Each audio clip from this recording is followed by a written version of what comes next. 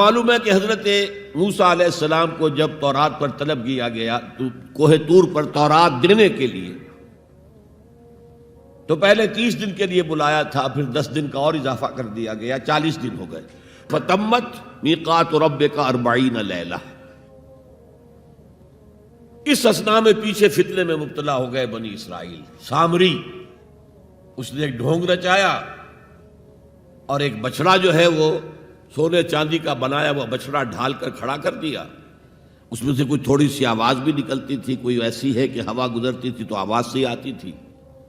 کہا یہ ہے تمہارا الہ۔ یہ تو موسیٰ تو بھول گیا کہاں گیا ہے، کوہ طور کے اوپر کس خدا سے ملنے گیا ہے، خدا تو یہ ہے۔ اور بنی اسرائیل کے بہت سے لوگ اس فریب میں آ گئے اور بچڑے کی پوجا کرنے لگے۔ اب جب حضرت موسیٰ آئے، اور آپ کو معلوم ہے حضرت موسیٰ کا مزاج جلالی تھا، وہ پتھر کی تختیاں لے کر آئے تھے کہ جن پر کوہ طور پر اللہ تعالیٰ نے اپنے احکام 10 جو ہیں، 10 کمانڈمنٹس مشہور، وہ کندہ کر کے آپ کو دیے تھے، وہ ہاتھ میں لے کر آئے۔ یہاں معلوم ہوا یہ صورت پیش آ گئی ہے۔ فَأَلْقَى الْأَلْوَاحَ، تو وہ تختیاں تو آپ نے زمین پہ ڈالی، اور پھر جو احتساب کیا ہے، پہلے تو اپنے بھائی حضرت ہارون کا، ان کی داڑھی کے بال پکڑے، ان کے سر کے بال پکڑے اور کھینچا اپنی طرف۔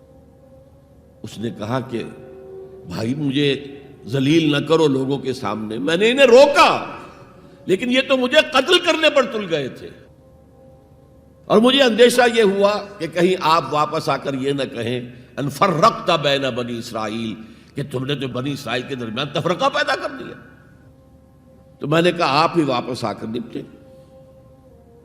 اب پہلی بات نوٹ کیجئے، تاریخ انسانی کا یہ عظیم واقعہ ہے، کئی ہزار یہودی اپنے اپنے قبیلے کے لوگوں کے ہاتھوں ذبح کیے گئے۔ اس پر اللہ تعالیٰ نے حکم دیا اور حضرت موسیٰ نے وہ حکم دیا، اللہ کا حکم موسیٰ نے پہنچایا کہ 12 قبیلے نا، ہر قبیلے کے جن لوگوں نے یہ حرکت کی ہے ان کو اسی قبیلے کے لوگ اپنے ہاتھ سے ذبح کریں۔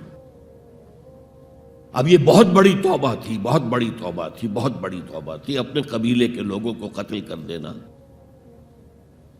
پھر وہ 70 نمائندے لے کر تمام جو بڑے لوگ تھے کوہ طور پر حاضر ہوئے، اجتماعی طور پر اللہ سے عفو و درگزر کی درخواست بھی کرنے کی۔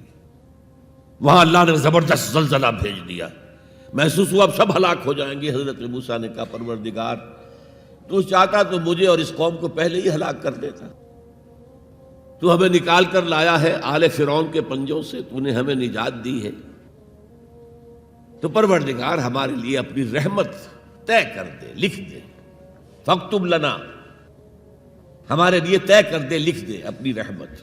اس پر فرمایا اللہ نے، دیکھو موسیٰ میری ایک رحمت تو عام ہے، وسعت کل شیء، رحمتی وسعت کل شیء، ہر شے کے ساتھ ہے، اور ایک میری خاص رحمت ہے، وہ میں لکھ دوں گا، طے کر کے رکھ دوں گا، للذین یتبعون الرسول النبی الامی، ان لوگوں کے لیے جو میرے رسول نبی امی پر ایمان لائیں گے اور ان کا اتباع کریں گے۔ یہاں بھی لفظ اتباع آیا، اور اس میں پھر حضور صلی اللہ علیہ وسلم کی کچھ شان بیان ہوئی ہے، بات لمبی ہو جائے گی۔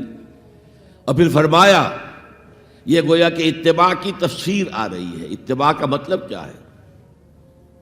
فالذین آمنوا بہ وعزروہ ونصروہ واتبعوا النور الذی انزل معہ اولئک ھم المفلحون، تو جو لوگ ان پر ایمان لائیں گے اور جو ان کی تعظیم کریں گے اور جو ان کی نصرت کریں گے، مدد کریں گے، اور جو اس نور کی پیروی کریں گے جو ان کے ساتھ نازل کیا جائے گا، تو وہی ہوں گے مفلحون، وہ ہوں گے کامیاب ہونے والے، فلاح یافتہ لوگ وہ ہوں گے جو یہ 4 رشتے ہمارے اس رسول نبی امی کے ساتھ پختگی کے ساتھ قائم